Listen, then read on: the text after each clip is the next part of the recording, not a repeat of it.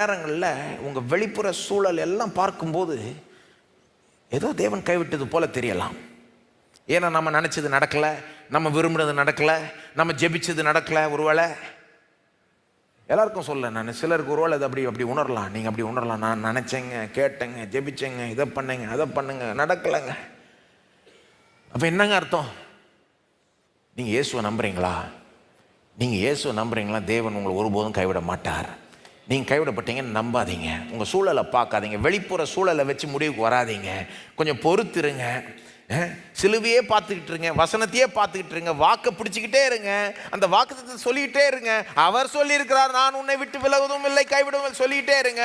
கூடி சீக்கிரம் வெளிப்புற சூழலும் மாறிடும். ஆனால் அந்த நேரத்தில் அந்த சூழ்நிலை மேலே கவனம் ஈர்க்கப்படுது பாருங்க. திரும்ப திரும்ப நம்மளை அதை தான் நினைக்க சொல்லுது. பாரு என்ன நடக்குது, பாரு வெளியே என்னென்ன நடக்குது, பாரு எவ்வளோ நமக்கு எதிராக வராங்க அப்படின்னு தான் நினைக்க வைக்குது. ரொம்ப நீங்கள் ஃபைட் பண்ணணும். சில நேரம் கிறிஸ்தவ வாழ்க்கையில் விசுவாச அந்த போராட்டத்தை போராட வேண்டும். சொல்லுங்க, போராடுங்க. போராடுங்கன்னா போய் சண்டை போடுங்க இல்லை, ஃபோக்கஸை கரெக்டாக வச்சுருங்க. வசனத்தின் மீது, வாக்கு தத்தத்தின் மீது தொடர்ந்து அறிக்கைட்டுக்கிட்டு. இது எப்படி இருக்குன்னா, இந்த பைலட்ஸுக்கு ட்ரைனிங் கொடுக்குறப்போ என்னென்ன சூழல் வரும்னு நினச்சி ட்ரைனிங் கொடுப்பாங்களாம். அப்போ பிளேனில் போகிறப்போ பைலட்ஸுக்கு வர ஒரு சூழல் என்னன்னா, இந்த இருண்ட புயல் மேகத்துக்குள்ளே போகிறப்போ, இருட்டான மேகத்துக்குள்ளே போகிறப்போ சில நேரம் வெளியே ஒன்றுமே தெரியாத ஒரு நிலை ஆகிடுமா.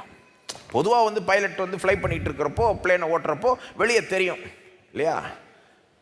வானம் தெரியும், தரை தெரியும், மேகங்கள் தெரியும், வெளிச்சமாக இருக்கும் பொதுவாக இல்லையா? இந்த அண்டவானம் தெரியும்.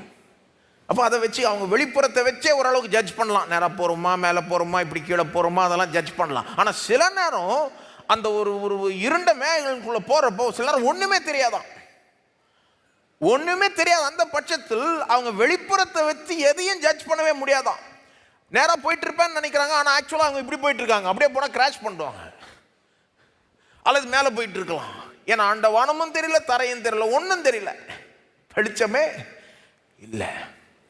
அந்த மாதிரி நேரத்தில் அவங்க பைலட் ட்ரைனிங் பண்ணுறப்போவே சொல்லி கொடுத்துருவாங்களாம். அந்த மாதிரி நேரத்தில் வெளியே பார்த்து ஓட்டக்கூடாது. உனக்கு கொடுக்கப்பட்டதை வச்சு அதன் மேலே கவனத்தை செலுத்தி அதை நம்பி ஓட்டிக்கிட்டு போகணும். உனக்கு உள்ளே எவ்வளோ கொடுக்கப்பட்டிருக்கு காக்பிட்டில், உனக்கு எவ்வளோ இன்ஸ்ட்ருமெண்ட்ஸ் இருக்குது. அதுக்கு பேரே ஒரு ஃப்ளை பை த இன்ஸ்ட்ருமெண்ட்ஸ்ன்னு சொல்கிறாங்க.